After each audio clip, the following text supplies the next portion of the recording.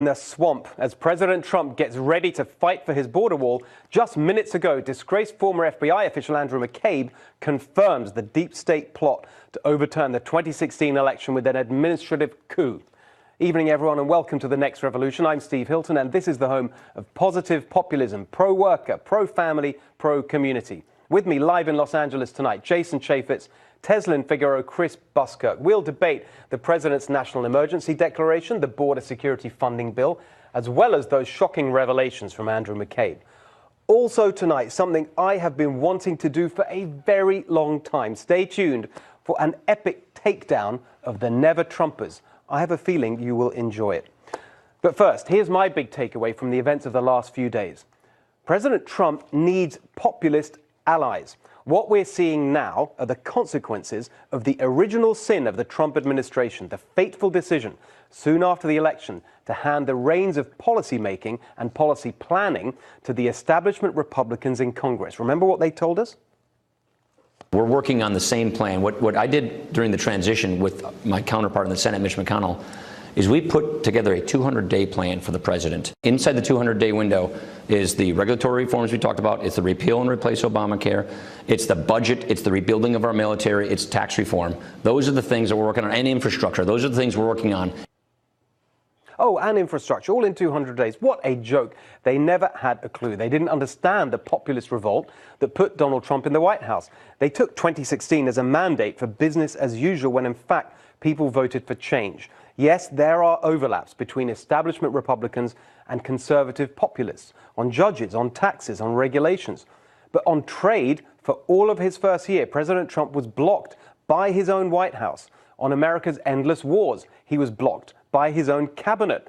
And on immigration, he was and still is blocked by Congress. What's the lesson? It's not enough to elect a populist president. We need populists in Congress and throughout the administration. Here's something practical you can do. Yes, you. If you're frustrated with the establishment Republicans in Congress, don't just rage against them. Run against them. Start now. Start running.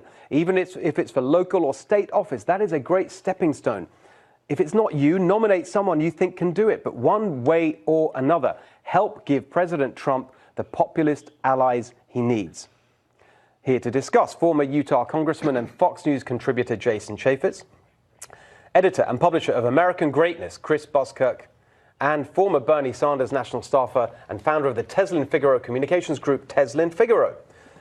All right, Jason, let me start with you because you, of all people around the table, really understand the kind of intricacies of this whole process around funding for the border wall, the national emergency. There's so much to say, but just give us your take on where we are right now.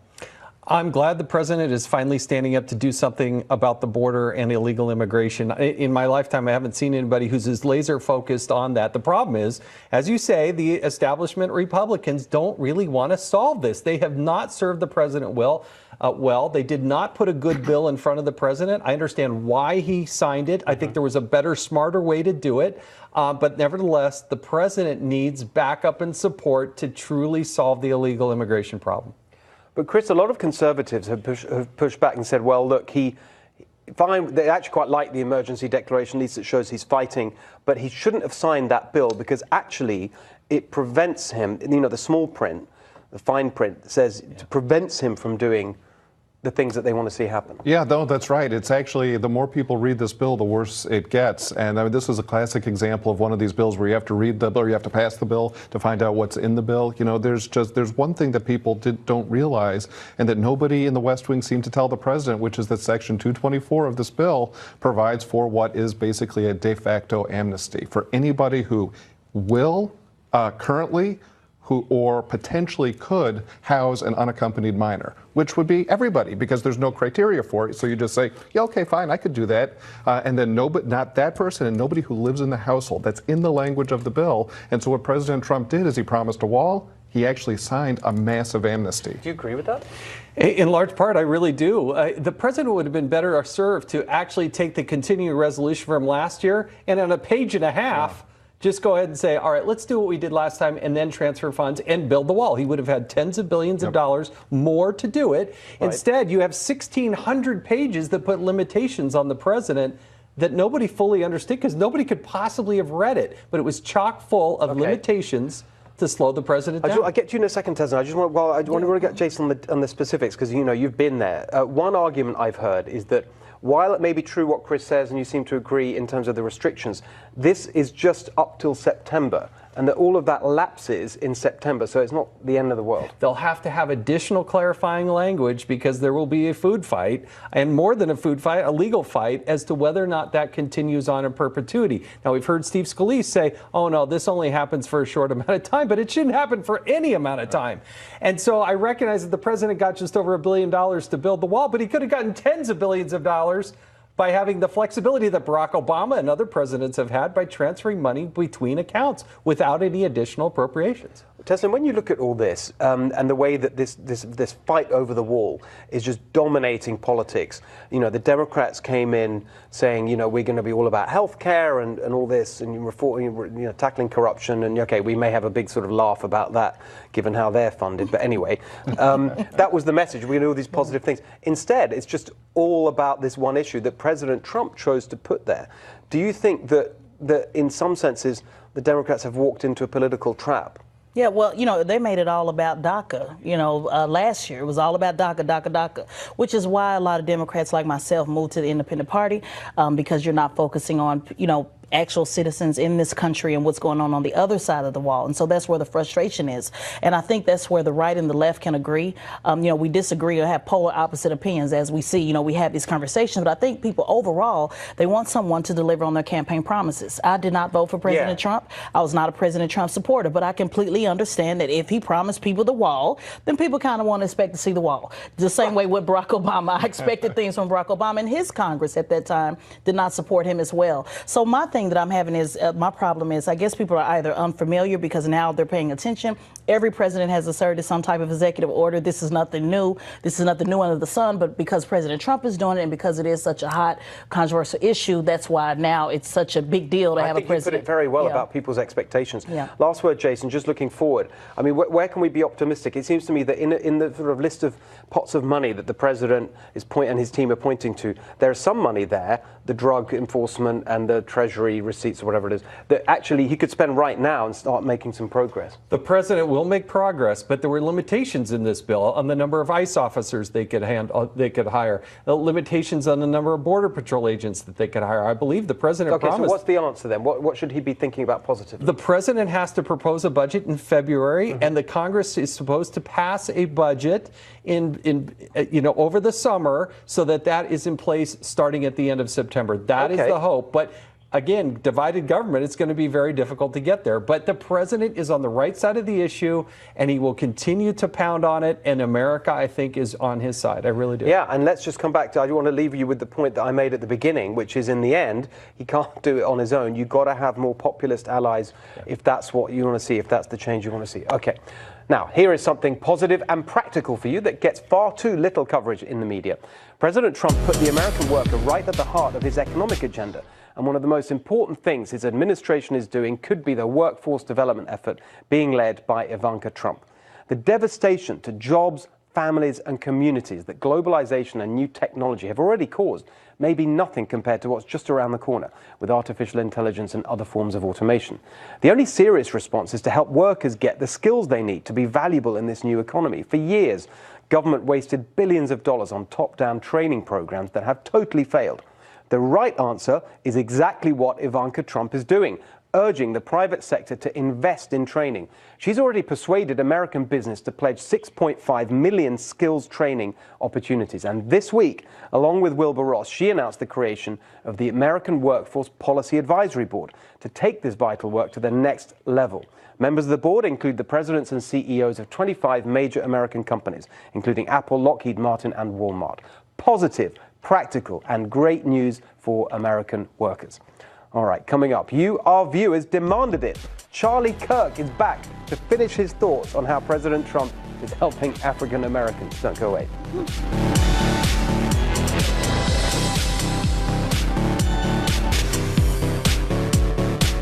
Discussion of the 25th Amendment was simply Rod raised the issue and discussed it with me in the context of thinking about how many other cabinet officials might support such an effort.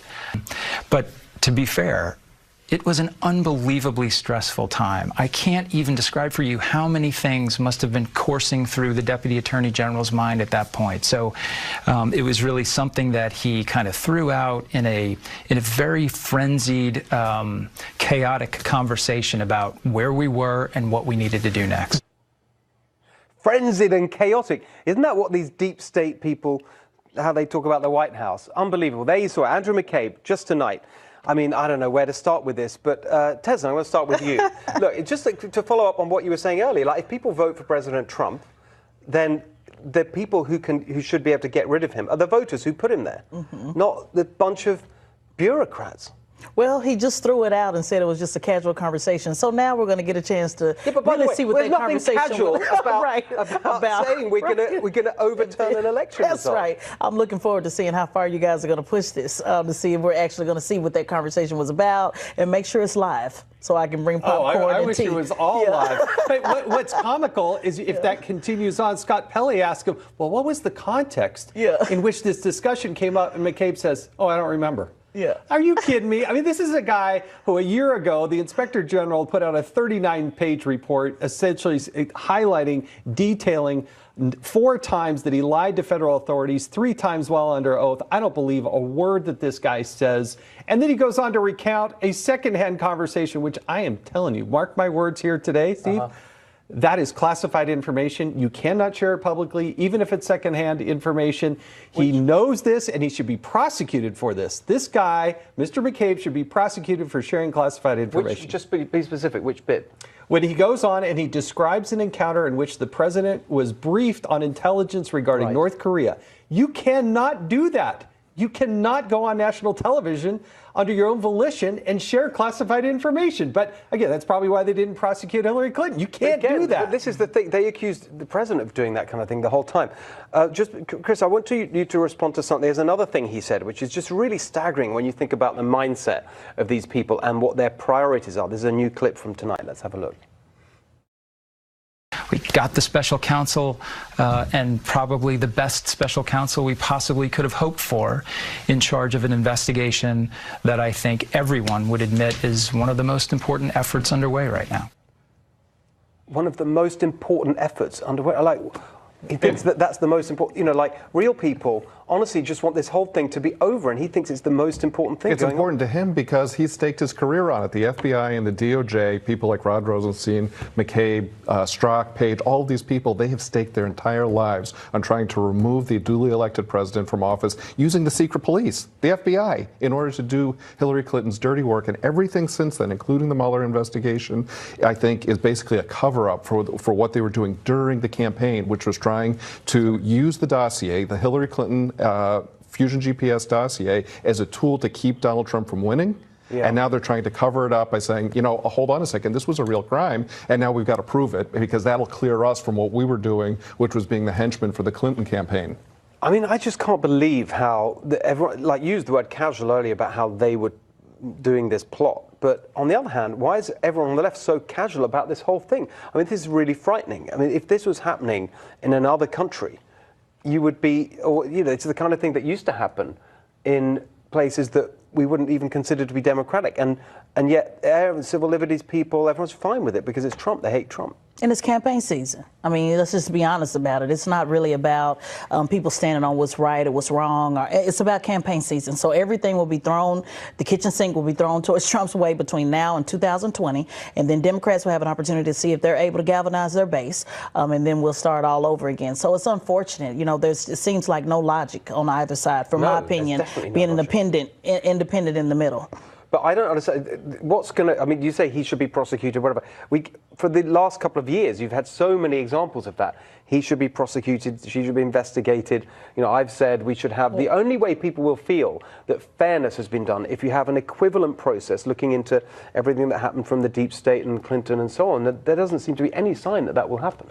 And I totally agree that that should happen. But remember, Mueller prosecuted Papadopoulos, Cohen, Flynn, Manafort for what? Lying to Congress. Then the Inspector General comes along, looks at McCabe, says that he lied 4 times, 3 times under oath, a 39-page report, lots of evidence, and yet here we are a year later and they're not doing anything to prosecute the deep state, which is this guy, Mr. McCabe.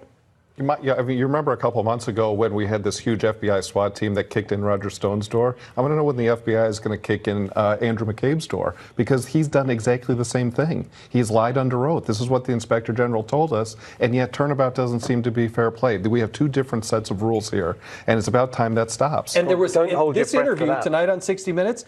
There's not one bit of evidence that he could point to say that there was this so-called collusion. There was no precursor to even start the investigation on Donald Trump. Right. Well, look, you would think that we'd unveil it on 60 Minutes. No.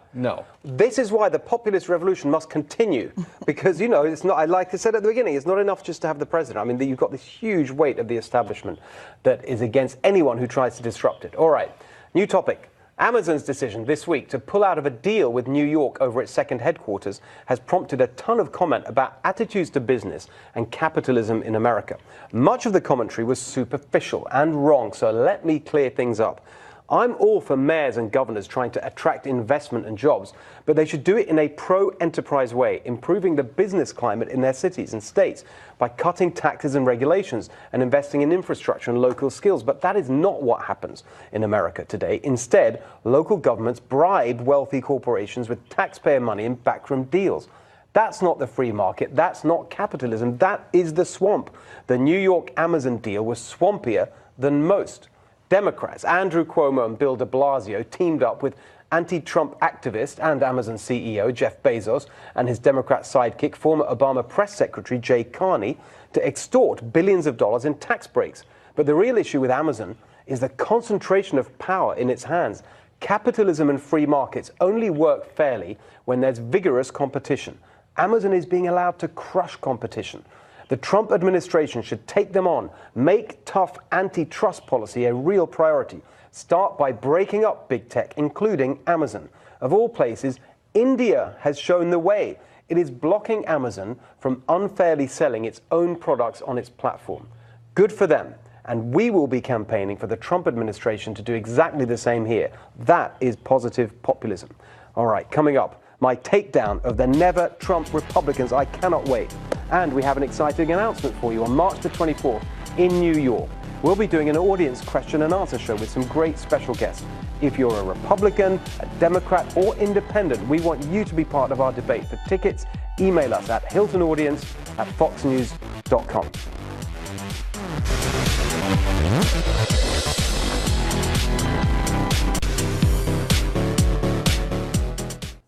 A New York Times op-ed caught my eye last week because it perfectly captured the prejudice and hate of the Never Trump Republicans.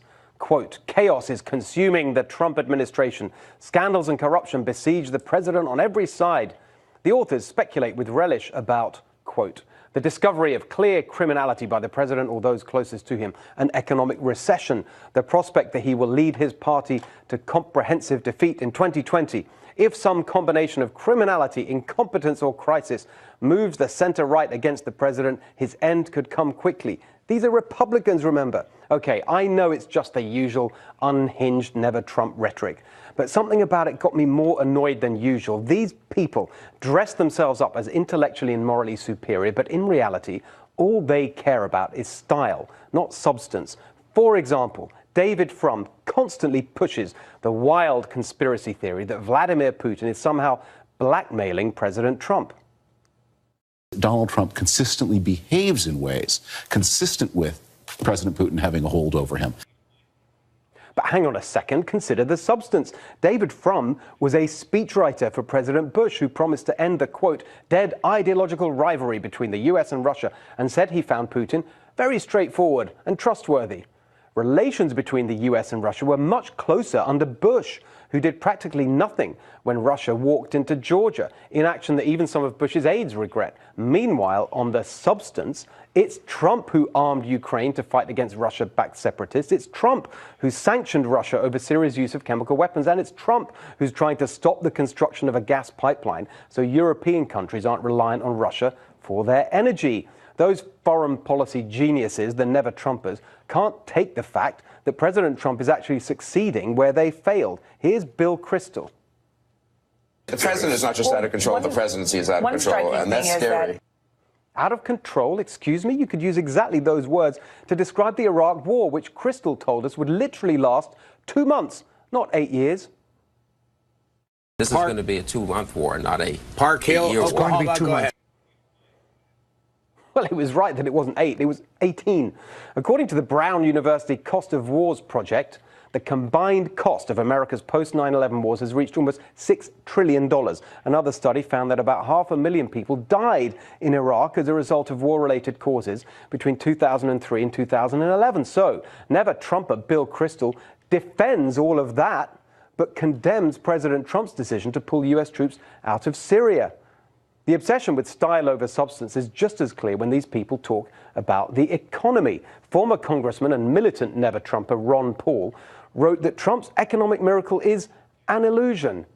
It's not an illusion to working Americans, you out-of-touch idiot. They're seeing the substantive benefits of 5 million jobs added, low inflation, unemployment at a 50-year low, wages rising for the first time in decades, and GDP growth topping 3% after all the experts said that would never happen again. The Trump boom is not some kind of cosmic coincidence.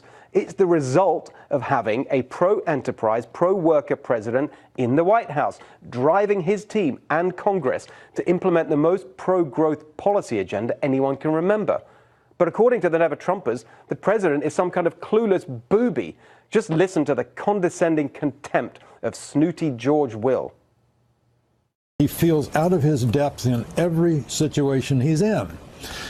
He doesn't understand the vocabulary of American government. He doesn't understand the conversations that are going on around him. It's like a 12-year-old in a room with people who specialize in quantum mechanics. He just is lost at all times. No, George Will, you've just lost the argument, which is why you resort to these personal insults.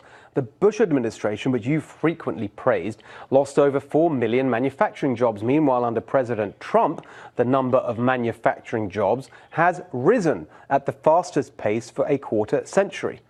But the Never Trumpers aren't interested in facts. All they care about is the chance to do some self-righteous moral preening. Here's Nicole Wallace on the president's tweets. These are bold-faced lies. Ironic that she, of all people, would call Trump a liar, seeing as she was communications director for the White House that took America to war on a lie. And here's what she said about the president on Martin Luther King Day just last month. He is, in his heart, he would appear to be a racist.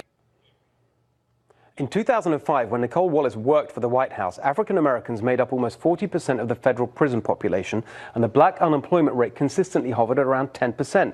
President Trump, by contrast, was instrumental in the passage of the First Step Act, which reforms a criminal justice system that disproportionately hurts black families and has seen the black unemployment rate fall to a record low of 5.9%. Yeah, but he's still a racist.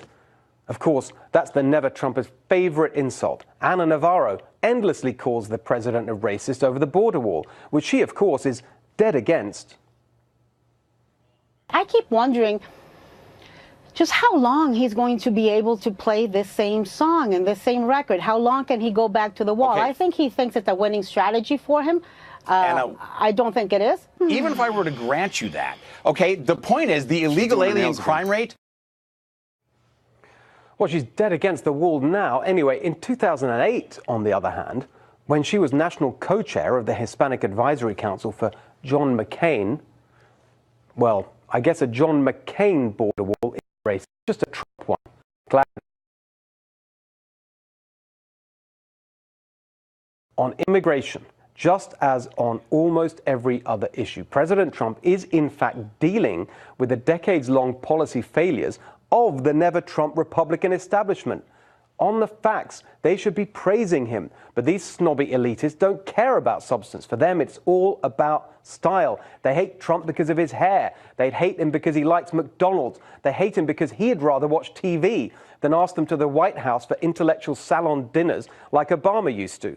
With pompous self-regard, they see themselves as the guardians of true conservatism against